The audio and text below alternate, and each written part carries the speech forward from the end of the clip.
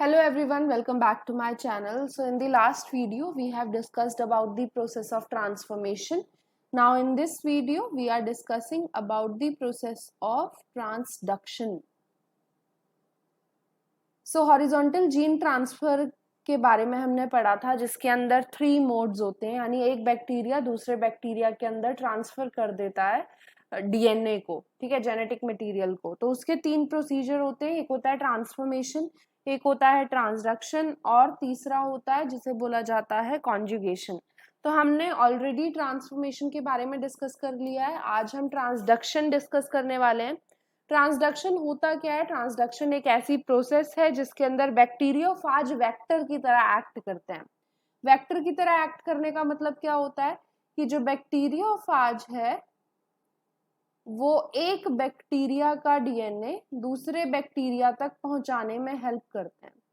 तो ऐसे ये प्रोसेस हो रही है, एक बैक्टीरिया है जिसको हमने बैक्टीरिया 1 लिखा, इससे डीएनए लेके बैक्टीरियोफाज बैक्टीरिया 2 तक ये डीएनए पहुंचा रहा है, तो इसे बोलते हैं ट्रांसडक्शन, क्योंकि यहाँ बैक्टीरियोफाज जो है वेक्टर की तरह एक्ट करता है and it is responsible for the transferring of the DNA from the bacteria 1 to bacteria 2, ठीक है, या डोनर टू रेसिपिएंट बैक्टीरिया भी बोलते हैं।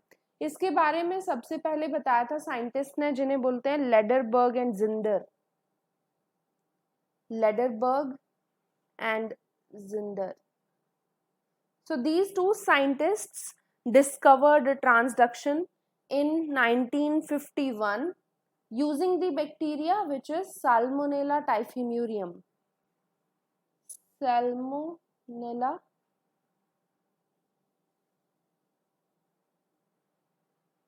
typhimurium. तो इस बैक्टीरिया का यूज करके, बैक्टीरियोफाज का यूज करके लेडरबर्ग एंड जिंडर ने सबसे पहले ट्रांसडक्शन प्रोसेस के बारे में बताया था। अगर आप ये देखो कि ये जो ट्रांसडक्शन की प्रोसेस होती है, तो अगर इसके टाइप्स की बात करें तो 2 टाइप्स होते हैं ट्रांसडक्शन के। एक जिसे बोला जाता है जनरलाइज्ड ट्रांसडक्शन, जनरलाइज्ड ट्रांसडक्शन, और एक होती है जिसे बोला जाता है स्पेशलाइज्ड ट्रांसडक्शन। अब ये दोनों क्या होते हैं, दोनों में क्या डिफरेंसेस होते हैं, ये हम डिस्कस करते हैं। तो सबसे पहले हम ये डिस्कस कर लेते हैं कि जनरलाइज्ड ट्रांसडक्शन में होता क्या है। जनरलाइज्ड ट्रांसडक्शन, तो जनरलाइज्ड ट्रांसडक्शन को जाना जाता है लाइटिक ग्रोथ के लिए, मतलब इस ट्रांसडक्शन के दौरान लाइटिक साइकिल होती है बैक्टीरियोफाज की। लाइटिक साइकिल, लाइटिक साइकिल का मतलब क्या होता है कि बैक्टीरियोफाज बैक्टीरिया के अंदर डीएनए भेजेगा और बैक्टीरिया जो है वो मर जाएगा, और उसके रप्चर होने की वजह से, उसके डिसइंटीग्रेशन की वजह से ही जो न्यू फाजेस हैं, न्यू बैक्टीरियोफाजेस हैं, वो बाहर रिलीज कर दिए जाएंगे। तो अल्टीमेटली क्या हो रहा है, बैक्टीरिया की डेथ हो रही है, लाइसिस हो रही है, इसीलिए इसे लाइटिक साइकिल भी बोलते हैं। तो जनरलाइज ट्रांसडक्शन के अंदर फाजेस जो होते हैं लाइटिक साइकिल शो करते हैं, और इसके अंदर एक और चीज होता है कि एक रैंडम फ्रेगमेंट जो है बैक्टीरिया के जीनोम का, तो रैंडम फ्रेगमेंट बैक्टीरिया के जीनोम का एक फाज के अंदर चला जाता है, ठीक है। अब किसका? ये बैक्टीरिया के जीनोम का, बैक्टीरियल जीनोम। तो जब ये रैंडम फ्रेगमेंट जो बैक्टीरिया के जीनोम का है वो फाज के अंदर, न्यूली फॉर्म्ड फाज के अंदर चला जाएगा, तो इस टाइप के फाजेस को बोला जाता है defective phages, because they are not having their own genome but they are possessing the genome of the bacteria, तो डिफेक्टिव है, डिफेक्टिव फाजेस उन्हें बोला जाता है। तो यहाँ पे डिफेक्टिव फाजेस की प्रोडक्शन होती है जब भी जनरलाइज ट्रांसडक्शन होता है। तो और यहाँ पे एक और चीज काफी इंपॉर्टेंट है कि जो बैक्टीरिया का जो जीनोम है उसके हर एक पार्ट की इक्वल प्रोबेबिलिटी होती है for being transferred from donor to recipient, मतलब कि वो बैक्टीरियोफाज बैक्टीरिया का जो भी डीएनए का पार्ट लेके जाएगा दूसरे रेसिपिएंट बैक्टीरिया के अंदर, उसकी उतनी ही प्रोबेबिलिटी है जितने दूसरे पार्ट की हो, ठीक है। तो ये अगर बैक्टीरिया का पूरा जीनोम है, इसमें हम नंबर 1 2 3 डाल देते हैं, तो जितनी प्रोबेबिलिटी 1 के ट्रांसफर की है उतनी ही 2 के है और उतनी ही 3 की है, ठीक है। So each part of the bacterial genome has approximately the same probability of being transferred from the donor bacterium to the recipient bacterium with the help of the bacteriophage. Clear है? तो ये जनरलाइज्ड ट्रांसडक्शन होता है। और यहाँ पे एक और चीज जो इम्पोर्टेंट है वो इसके एग्जाम्पल्स हैं। अगर जनरलाइज ट्रांसडक्शन के एग्जाम्पल्स देखें तो कौन से फाजेस हैं जो जनरलाइज ट्रांसडक्शन शो करते हैं, वो है P1 फाज जो ई कोलाई के अंदर ट्रांसडक्शन कॉज करता है, यानी ई कोलाई के एक डोनर बैक्टीरियम से दूसरे रेसिपिएंट बैक्टीरिया तक पहुंचाएगा। इसके अलावा एक और है जिसका नाम है P22 या P22, ये सैल्मोनेला को इन्फेक्ट करता है, सैल्मोनेला। क्लियर है? अब क्या होता है कि यहाँ पे पूरी जो प्रोसेस होती है, अगर हम उसे डायग्रामेटिकली देखें, रिप्रेजेंट करें, तो कैसी ये प्रोसेस हो रही है। एक बैक्टीरिया का सेल है, उसके अंदर यहाँ उसका खुद का जीनोम है, फाज का इन्फेक्शन हुआ तो यहाँ पे हम एक फाज बना लेते हैं, ये बैक्टीरियोफाज है। इसका खुद का एक डीएनए है जिसे हम ऑरेंज कलर से बना लेते हैं, ठीक है। ये है इन्फेक्शन वाली स्टेज। इसके बाद जो नेक्स्ट स्टेज आएगी उसके अंदर क्या होगा,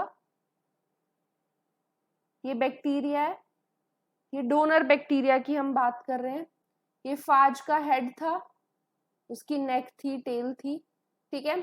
अब क्या होगा कि इसका जो बैक्टीरियोफाज का खुद का जीनोम है वो अंदर एंटर कर जाएगा, ठीक है। फाज इन्फेक्शन हो गया। अब इसकी वजह से क्या होगा, इसकी वजह से एक स्टेप आता है जिसके अंदर बैक्टीरिया के अंदर जब फाज का डीएनए गया या जेनेटिक मटेरियल गया, जरूरी नहीं है कि हमेशा डीएनए ही हो, ठीक है, बट क्योंकि हम बैक्टीरियोफाज की बात कर रहे हैं तो उसके अंदर हमेशा डबल स्ट्रैंडेड डीएनए होता है, ठीक है।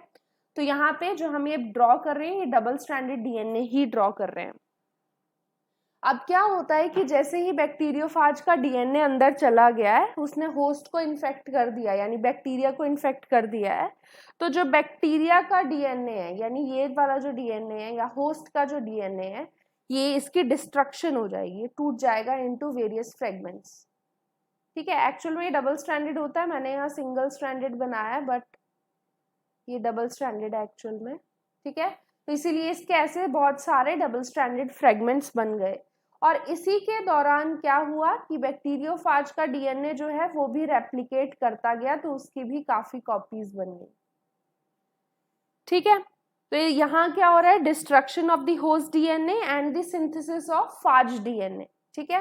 अब इसके बाद जो नेक्स्ट स्टेप होता है उसके अंदर क्या होता है, उसके अंदर क्या होगा कि फाज का डीएनए रेप्लिकेट कर गया है, तो जब इसका डीएनए रेप्लिकेट कर गया तो कुछ डीएनए जो है वो यूज कर लिया जाएगा टू सिंथेसाइज प्रोटीन। और प्रोटीन कहाँ प्रेजेंट होता है फाज की बॉडी के अंदर, उसकी जो कैप्सिड होती है, बाहर का जो एरिया है, स्ट्रक्चर है, ठीक है। तो वो स्ट्रक्चर यहाँ फॉर्म होना शुरू हो जाएगा, बहुत सारे ऐसे फाज पार्टिकल्स बन जाएंगे, ठीक है। मैं 2 ही बना रही हूँ। तो इनमें क्या होगा कि किसी के अंदर तो फाज का डीएनए चला जाएगा और कुछ ऐसे भी केसेस होंगे जिनके अंदर बैक्टीरिया का डीएनए चला गया है। जो यहाँ पे हमने ये फ्रेगमेंट्स बनाए हैं उनमें से कोई एक फ्रेगमेंट चला गया है। इसी वाले बैक्टीरियोफाज के पार्टिकल को बोला जाता है डिफेक्टिव फाज, डिफेक्टिव फाज, ठीक है। अब ये डिफेक्टिव फाज किस लिए डिफेक्टिव है, क्योंकि it has packaged not its own DNA but the bacterial DNA, ठीक है, इसीलिए इसे डिफेक्टिव फाज बोलते हैं। अब इसके बाद क्या होगा, लाइसिस होगा। मैंने बताया था लाइटिक साइकिल होती है, तो यहाँ पे लाइसिस होगा ऑफ द होस्ट सेल, तो होस्ट सेल की लाइसिस हो गई। और क्या होगा फिर कि जो फाज के पार्टिकल्स हैं वो बाहर रिलीज हो जाएंगे इंडिपेंडेंट फाजेस की तरीके से, इनकी फॉर्म में वो बाहर रिलीज हो जाएंगे। अब किसी के अंदर बैक्टीरिया का जीनोम होगा और किसी के अंदर खुद का वायरस का जीनोम होगा। क्लियर है बात? इसी पूरी प्रोसेस को हम जनरलाइज ट्रांसडक्शन बोल रहे हैं। अब क्या होगा कि जब ये जो डिफेक्टिव वाला फाज है, ये वाला फाज किसी और बैक्टीरिया को इन्फेक्ट करेगा, तो उस इन्फेक्शन के दौरान पे क्या होगा, इसके अंदर मान लो कोई अलील है, अगर ये बैक्टीरिया का वो सेगमेंट था जो इसके अंदर चला गया है, इसके अंदर एक अलील है कैपिटल ए, और मान लो जिस बैक्टीरिया को इन्फेक्ट करता है उसके जो डीएनए है, जीनोम है, उसके अंदर अलील है स्मॉल ए। ठीक है, तो क्या हो गया यहाँ पे पार्शियल डिप्लॉइडी हो गई। ठीक है, पार्शियल डिप्लॉइडी, क्योंकि सारे जो जीन्स हैं वो डिप्लॉइड कंडीशन में नहीं प्रेजेंट, बट ये वाली प्रेजेंट है। ठीक है, तो क्या होता है कि यहाँ पे होमोलोगस रिकॉम्बिनेशन की वजह से ये वाला जो बैक्टीरिया का डीएनए है, ये इसके साथ, ये जो बैक्टीरिया का सेगमेंट था, ये बैक्टीरिया के खुद के डीएनए के साथ इंटीग्रेट हो जाएगा।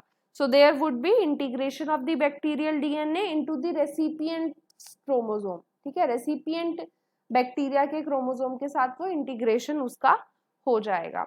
अब ये जो जनरलाइज ट्रांसडक्शन वाली प्रोसेस होती है, ये दो टाइप की होती है। एक होती है जिसे बोला जाता है अबॉर्टिव जनरलाइज ट्रांसडक्शन, और एक होती है जिसे बोला जाता है कंप्लीट जनरलाइज ट्रांसडक्शन। दोनों में क्या फर्क होता है? दोनों में सिर्फ इतना फर्क है जो मैंने आपको अभी बताया, या तो वो बैक्टीरिया के डीएनए के साथ इंटीग्रेट करेगा, वो जो डीएनए फाज ने भेजा है, ठीक है, या तो इंटीग्रेट करेगा या फिर नहीं इंटीग्रेट करेगा। ये दोनों केसेस में यहाँ ड्रॉ कर रही हूँ।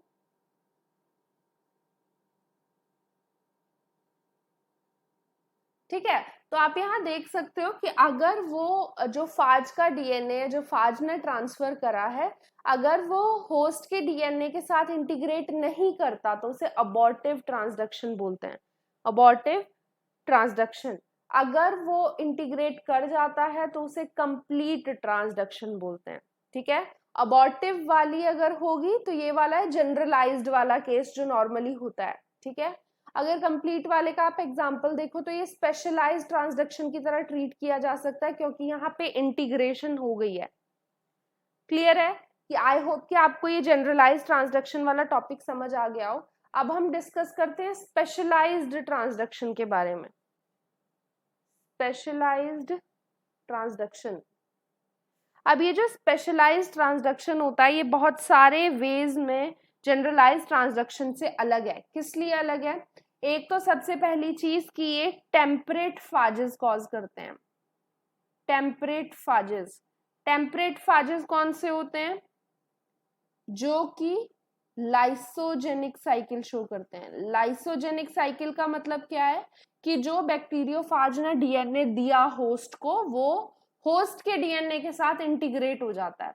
ठीक है, तो वो लाइसोजेनिक है। यहाँ पे लाइसिस नहीं होती बैक्टीरिया की, होस्ट की लाइसिस नहीं होती, बट बहुत सारी कॉपीज बैक्टीरियोफाज के डीएनए की बनती रहती हैं, क्योंकि वो इंटीग्रेट हो गया है होस्ट के डीएनए के साथ, तो उसका रेप्लिकेशन चलता रहेगा जैसे जैसे बैक्टीरिया का खुद का जीनोम रेप्लिकेट करेगा। तो ठीक है, दूसरी चीज यहाँ स्पेशलाइज्ड इसलिए भी है क्योंकि कुछ स्पेसिफिक जीन्स का ही ट्रांसफर होता है। सिर्फ स्पेसिफिक जीन्स ही ट्रांसफर होती हैं, सारा डीएनए ट्रांसफर नहीं होता, जैसा कि जनरलाइज के केस में था कि हर एक जीन की इक्वल प्रोबेबिलिटी थी ट्रांसफर होने की। यहाँ पे कुछ स्पेसिफिक जीन्स की जो एबिलिटी होती है, प्रोबेबिलिटी होती है ट्रांसफर होने की, वो ज्यादा होती है एज कंपेयर टू अदर्स। ठीक है, अब यहाँ पे एक और चीज जो स्पेशलाइज्ड ट्रांसडक्शन में देखी जाती है वो होती है जिन्हें बोला जाता है ATT साइट्स। ATT साइट्स का मतलब होता है अटैचमेंट साइट्स। ठीक है, तो अटैचमेंट साइट्स वाली चीज होती है, क्या होता है कि ये अगर मान लो ये फाज का डीएनए है, ठीक है, मैं सर्कुलर बना रही हूं, यहाँ हम लैम्डा फाज की बात कर रहे हैं, तो लैम्डा फाज का अगर ये डीएनए है, ठीक है, इसमें कुछ ऐसा सेगमेंट प्रेजेंट होगा जो मैं यहाँ डार्क दिखा रही हूँ आपको, डार्क करके। ठीक है, कुछ ऐसा सेगमेंट होगा जो होगा ATT साइट, अटैचमेंट साइट। ठीक है, और यहाँ पे अगर ये बैक्टीरिया का डीएनए, तो बैक्टीरिया के डीएनए में भी कुछ ऐसा पोर्शन होगा जो होगा ATT साइट। इन दोनों का कुछ अलग से नाम होता है, एक होती है बैक्टीरिया की अटैचमेंट साइट और एक होती है फाज की अटैचमेंट साइट। ठीक है। अब इन दोनों के बीच में यहाँ पे अटैचमेंट होगी, यहाँ पे अटैच हो जाएगा, ये दोनों सीक्वेंस अटैच हो जाएंगे। और इनके अटैच होने के बाद क्या होगा कि अगर मान लो ये अटैच हो गए तो ऐसा सा एक सीक्वेंस आपको मिलेगा। यहाँ मान लेते हैं कि कुछ जीन्स हैं, गैलेक्टोज सिंथेसिस, ठीक है, और एक और है बायो, ठीक है। ये दोनों जो है कार्बोहाइड्रेट की जीन्स है, मान लेते हैं उनकी सिंथेसिस जीन्स है। तो क्या होगा जब ये अटैच हो जाएगा तो यहाँ पे ये गैलेक्टोज वाली है, यहाँ पे वो अटैचमेंट साइट का थोड़ा सा पोर्शन, ये फिर लैम्डा डीएनए बीच में आ गया, ठीक है, इंटीग्रेशन हो गया दोनों का, फिर से अटैचमेंट साइट का थोड़ा सा सीक्वेंस और फिर बायो वाली जीन, ठीक है। अब अगर इनका डिटैचमेंट होगा, तो डिटैचमेंट हो सकता है एक इस टाइप का जिसके अंदर करेक्ट एक्सीजन हुआ हो, यानी फाज का डीएनए वैसा का वैसा ही अटैचमेंट साइट के साथ निकल जाए, ये होगा कंप्लीट एक्सीजन या करेक्ट एक्सीजन वाला केस। अगर करेक्ट एक्सीजन नहीं हुई है तो क्या हो सकता है, डिफेक्टिव फाज बन सकता है, जिसके अंदर क्या होगा कि वो अटैचमेंट साइट तो है ही और साथ में कोई एक जीन चली गई, ये वाली बायो या गैल वाली जीन चली गई, तो इसे बोलते हैं डिफेक्टिव फाज डीएनए। समझ आई बात? जो हम डिफेक्टिव फाज की बात कर रहे थे वही वाली बात है ये। जनरलाइज्ड ट्रांसडक्शन में भी डिफेक्टिव फाजेस बनते हैं, स्पेशलाइज्ड वाले में भी बनते हैं, बट मोस्ट कॉमन जनरलाइज्ड वाले में होते हैं। तो वो मैं आपको यहाँ समझा रही हूँ कि कैसे उनकी प्रोसेस होती है, कैसे वो फॉर्म होते हैं। अब अगर हम जनरलाइज्ड ट्रांसडक्शन और स्पेशलाइज्ड ट्रांसडक्शन के डिफरेंसेस देखें तो क्या उनके बीच में डिफरेंसेस हैं। एक साइड हम लिख लेते हैं जनरलाइज्ड ट्रांसडक्शन और एक साइड लिख लेते हैं स्पेशलाइज्ड ट्रांसडक्शन। अब दोनों में क्या फर्क है? जनरलाइज्ड ट्रांसडक्शन जैसे कि मैंने आपको बताया था लाइटिक साइकिल शो करने वाले फाजेस शो करते हैं, स्पेशलाइज्ड वाले जो होते हैं लाइसोजेनिक साइकिल वाले शो करते हैं, ठीक है। दूसरी चीज, दूसरा डिफरेंस अगर हम लिखें तो यहाँ पे वायरल डीएनए यानी फाज का जो डीएनए है ये इमीडिएट रेप्लिकेशन शो करता है, इमीडिएट रेप्लिकेशन। बैक्टीरिया के साइटोप्लाज्म में जाते ही वो इमीडिएट रेप्लिकेशन शो करेगा, ठीक है। बट स्पेशलाइज्ड वाले केस में क्या होता है, इमीडिएट रेप्लिकेशन नहीं होता है। यहाँ पे जो बैक्टीरिया की जीन्स होती हैं, वायरल की जीन्स, वायरल का जो डीएनए है वो इंटीग्रेट कर जाता है, तो यहाँ इंटीग्रेशन होती है of the phage DNA into the host DNA, ठीक है। तो उनकी इंटीग्रेशन हो जाएगी, जुड़ जाएंगे वो दोनों, फाज का डीएनए और बैक्टीरिया का डीएनए। यहाँ पे रैंडम पैकेजिंग होती है, किसी भी जीन का इक्वल चांस होगा, इक्वल प्रोबेबिलिटी होती है ट्रांसफर होने की। यहाँ पे कुछ जीन्स जो है वो ज्यादा उनका स्पेशलाइज्ड ट्रांसडक्शन होता है, तो यहाँ रैंडम नहीं होता है, ठीक है। एडजेसेंट जीन्स ज्यादा ट्रांसफर होती हैं, तो एडजेसेंट जीन्स जो है उनका ट्रांसफर ज्यादा होता है, ठीक है। इसके अलावा अगर आप देखोगे तो यहाँ पे जनरलाइज्ड ट्रांसडक्शन के अंदर जो डोनर बैक्टीरिया की जीन्स है वो इनकॉर्पोरेट हो जाती है इनटू न्यू बैक्टीरिया, ठीक है। डोनर बैक्टीरिया की जीन्स चली जाएंगी रेसिपिएंट बैक्टीरिया के अंदर, न्यू बैक्टीरिया के अंदर।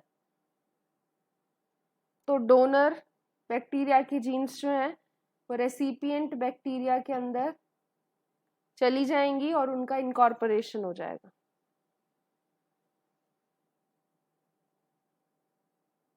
बट जो दूसरा केस है स्पेशलाइज्ड वाला, यहाँ पे इनकॉर्पोरेशन हो भी सकता है, नहीं भी हो सकता। इनकॉर्पोरेशन, और ज्यादातर क्या होता है कि स्पेशलाइज्ड ट्रांसडक्शन के अंदर इनकॉर्पोरेशन बैक्टीरिया के डीएनए का भी होगा और फाज के डीएनए का भी साथ में हो जाएगा। तो यहाँ पे बैक्टीरिया प्लस फाज लिख लेते हैं क्योंकि दोनों का एक साथ हो रहा है, क्लियर है बात? तो जनरलाइज्ड और स्पेशलाइज्ड ट्रांसडक्शन में आई होप कि आपको जो डिफरेंसेस हैं वो समझ आ गए हो कि क्या क्या डिफरेंसेस होते हैं। अब हम एक और टॉपिक पढ़ लेते हैं जिसे बोला जाता है को ट्रांसडक्शन। नाम से पता चल रहा है को मतलब साथ में। तो को ट्रांसडक्शन एक ऐसी प्रोसेस है जिनके अंदर दो या दो से ज्यादा जीन्स का ट्रांसडक्शन एक साथ होता है। ठीक है, दो या दो से ज्यादा जीन्स एक साथ ट्रांसड्यूस होती हैं, उनका एक साथ ट्रांसडक्शन होता है। और ये जो ट्रांसडक्शन होता है ये डिपेंड करता है कि वो जीन्स कितनी क्लोज बाय हैं। तो क्या बोला जाता है? Closer the genes to each other, higher the probability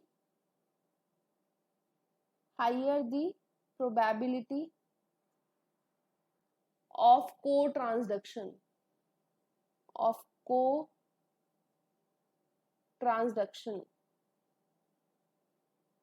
जितनी जीन्स ज्यादा क्लोज बाय होंगी, पास होंगी, उतना ही ज्यादा चांस है कि वो साथ में ट्रांसड्यूस हो जाएं, साथ में ट्रांसफर हो जाएं, साथ में बैक्टीरियोफाज के अंदर चली जाएं, ताकि वो डोनर से रेसिपिएंट में भी एक साथ चली जाएंगी। क्लियर है? तो को ट्रांसडक्शन ये वाली प्रोसेस होती है, साथ में ट्रांसडक्शन होना ऑफ टू और मोर जीन्स।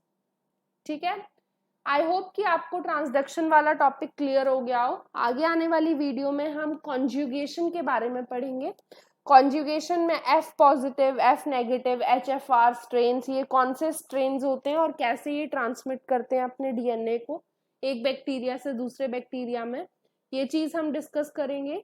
आज की वीडियो आई होप कि आपको पसंद आई हो।